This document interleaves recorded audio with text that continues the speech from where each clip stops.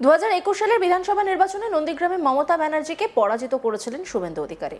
যদিও তৃণমূলের অভিযোগ লোডশেডিং এর মাধ্যমে কারচুপি করে ভোটের ফলাফল বদলে দিয়েছিলেন শুভেন্দু অধিকারী, আর পরবর্তীতে সেই লোডশেডিং এর তত্ত্ব তুলে ধরে বারে বারে শুভেন্দু অধিকারীকে খোঁচা দিতে দেখা গিয়েছে তৃণমূল নেতা নেত্রীদের।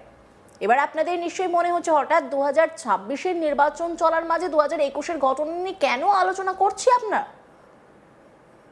কারণ একই দিনে দুপুরে ও বিকেলে স্ট্রংরুমে সিসিটিভি ক্যামেরা বন্ধ থাকার বিস্ফোরক অভিযোগ তুলল তৃণমূল কংগ্রেস। সিসিটিভি ক্যামেরা বন্ধ করে ইভিএম টেম্পারিং এর চেষ্টা হতে পারে বলে আশঙ্কা কোচবিহার দক্ষিণ বিধানসভা কেন্দ্রের তৃণমূল প্রার্থী তথা কোচবিহার তৃণমূল কংগ্রেসের জেলা সভাপতি অভিজিৎ দেব ভৌমিকের। কোচবিহার সদর মহকুমা ও তুফানগঞ্জ মহকুমা থেকে এই ধরনের অভিযোগ এসেছে বলে জানিয়েছেন তিনি। ঘটনায় নির্বাচন কমিশনে অভিযোগ জানানোর পাশাপাশি বিষয়টি অভিষেক ব্যানার্জির নজরেও এনেছেন জেলা নেতৃত্ব। কোচবিহার পলিটেকনিক কলেজের স্ট্রং রুমে তৈরি করা হয়েছে, আর সেই স্ট্রং রুমেই রয়েছে কোচবিহার দক্ষিণ ও উত্তর বিধানসভার ইভিএম মেশিনগুলো। তৃণমূল কংগ্রেসের দাবি, কোচবিহার পলিটেকনিক কলেজে কোচবিহার উত্তর ও দক্ষিণ বিধানসভা কেন্দ্রের স্ট্রং রুমের 5 নম্বর ক্যামেরা দুপুরে ও বিকেলে দীর্ঘ সময়ের জন্য বন্ধ ছিল। বিষয়টি জেলা নেতৃত্বকে জানানো হয়, এমনকি অভিষেক ব্যানার্জির নজরেও আনা হয়েছে বিষয়টি। সরকারি কলেজের স্ট্রং রুম ঘিরে এই ধরনের অভিযোগ ওঠায় ব্যাপক শোরগোল পড়ে গিয়েছে। আর শুধু ওই জায়গাতেই নয়, তুফানগঞ্জ মহকুমাতেও একই সমস্যা হয়েছে বলে দাবি তৃণমূলের। অভিজিৎ দেব ভৌমিক তৃণমূল প্রার্থী, তিনি কি বলছেন শুনবো। তুফানগঞ্জ অ্যাসেম্বলি থেকেও ওখানে স্ট্রং রুম থেকেও পেলাম, এবং কুচবিহার পলিটেকনিক যেখানে কুচবিহার নর্থ এবং সাউথ অ্যাসেম্বলি এখানেও একই ঘটনা আছে। যেটা এরা সিস্টেমটা করেছে যে লাস্ট ইয়ারেও যাওয়া হয়েছিল সেটাই আছে, যে স্ট্রং রুমে ক্যামেরা থাকবে আর ক্যামেরার মনিটর থাকবে বাইরে, যেখানে পলিটিক্যাল পার্টির রিপ্রেজেন্টেটিভরা থাকবে, তারা সেখানে বসে এটা দেখতে পারবে। সেখানে আমাদের পারমিশন করে নিয়ে যেখানে যা আমাদের ভলান্টিয়ার্স রাখা আছে তারা সেটা দেখছে।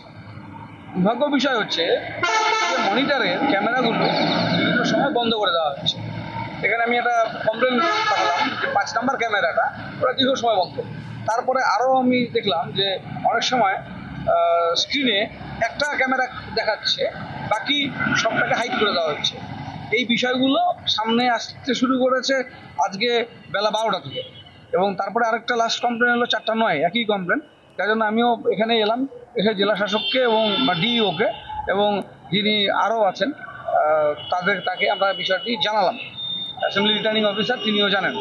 এখন বিষয়টা আমরা ক্লারিফিকেশান চাই যে আমাদের সেই সময়টায় অ্যাকচুয়াল পজিশন কী ছিল স্ট্রং রুমের, সেটা আমরা দেখতে এসেছি। তো প্রায় তো ঘণ্টাখানেক হয়েই গেল, এখনও পর্যন্ত সেভাবে কোনো ক্লারিফিকেশান পাইনি। তা আমরা দেখে নিব সেই সময় অ্যাকচুয়ালি স্ট্রং রুমের পজিশন কী ছিল।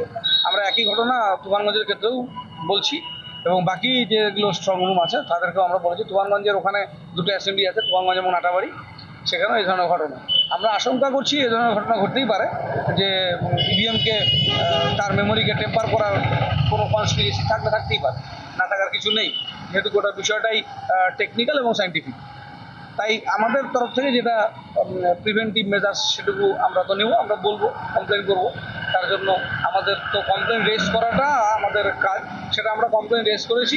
সেটার উপরে কী অ্যাকশন হচ্ছে আমরা পরবর্তীকালে আপনাদের জানাতে পারবো, বা আপনারাও প্রশাসনের কাছ থেকে জানতে পারবেন।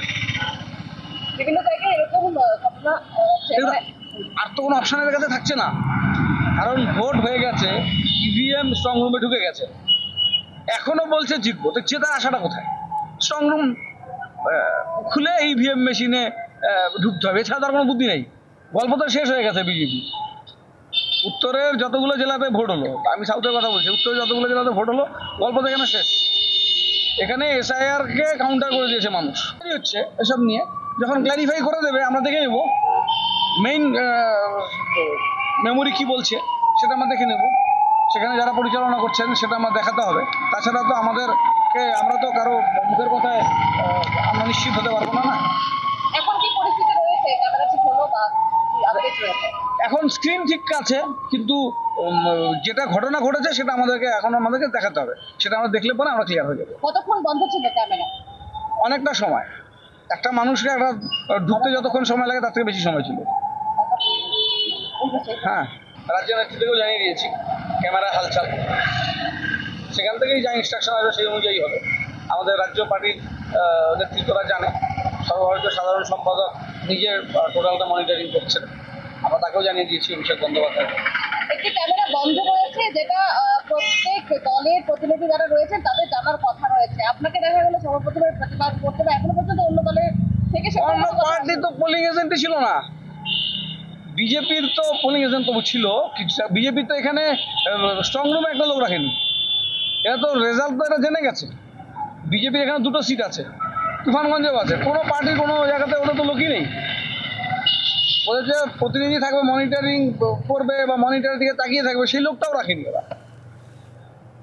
ওদের তো হয়তো কেউ ওভার কনফিডেন্স দিয়ে ওদেরকে এনশিওর করছে করে দেবো, তাহলে তো এখানে থাকা উচিত। আমাদের পার্টির তো আছে, আমরা তো মনিটরের দিকে তাকিয়ে বসে আছি, আমাদের 12টি ছেলে 3 শিফটে এখানে বসে আছে। অন্য কোনো পার্টির প্রতিনিধি না, নেই। শুনলেন তো তৃণমূল প্রার্থীর বক্তব্য। তবে অনেকেই প্রশ্ন তুলছেন, রাজ্যে যেভাবে পদ্মের হাওয়া উঠেছে তা থামাতেই কি এই ধরনের অভিযোগ তুলছে তৃণমূল?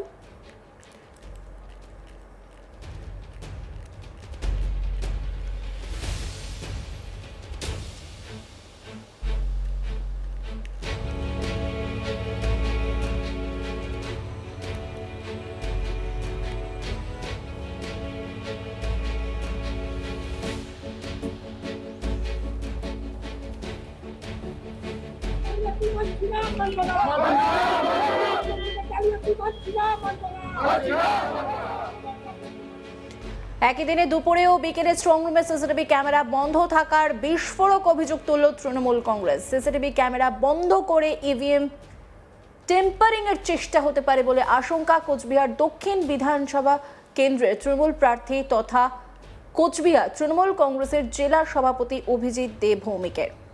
কোচবিহার সদর মহকুমা ও তুফানগঞ্জ মহকুমা থেকে এই ধরনের অভিযোগ এসেছে বলে জানিয়েছেন তিনি। কি বলছেন তিনি শুনবো। তুফানগঞ্জ অ্যাসেম্বলি থেকেও, ওখানে স্ট্রং রুম থেকেও পেলাম, এবং কুচবিহার পলিটেকনিক যেখানে কুচবিহার নর্থ এবং সাউথ অ্যাসেম্বলি, এখানেও একই ঘটনা আছে। যেটা এরা সিস্টেমটা করেছে যে লাস্ট ইয়ারেও যাওয়া হয়েছিল, সেটাই আছে যে স্ট্রং রুমে ক্যামেরা থাকবে আর ক্যামেরার মনিটর থাকবে বাইরে, যেখানে পলিটিক্যাল পার্টির রিপ্রেজেন্টেটিভরা থাকবে, তারা সেখানে বসে এটা দেখতে পারবে। সেখানে আমাদের পারমিশন করে নিয়ে যেখানে যা আমাদের ভলান্টিয়ার্স রাখা আছে তারা সেটা দেখছে। দুর্ভাগ্য বিষয় হচ্ছে যে মনিটরের ক্যামেরাগুলো বিভিন্ন সময় বন্ধ করে দেওয়া হচ্ছে। এখানে আমি একটা কমপ্লেন পাঠালাম যে 5 নম্বর ক্যামেরাটা ওরা দীর্ঘ সময় বন্ধ। তারপরে আরও আমি দেখলাম যে অনেক সময় স্ক্রিনে একটা ক্যামেরা দেখাচ্ছে, বাকি সবটাকে হাইড করে দেওয়া হচ্ছে। এই বিষয়গুলো সামনে আসতে শুরু করেছে আজকে বেলা 12টা থেকে। অন্যান্য খবরে আপডেটের জন্য অবশ্যই নজর রাখবেন আজ তাক বাংলার ইউটিউব স্ট্রিমিংয়ে। লাইক, কমেন্ট, শেয়ার এবং সাবস্ক্রাইব করতে ভুলবেন না।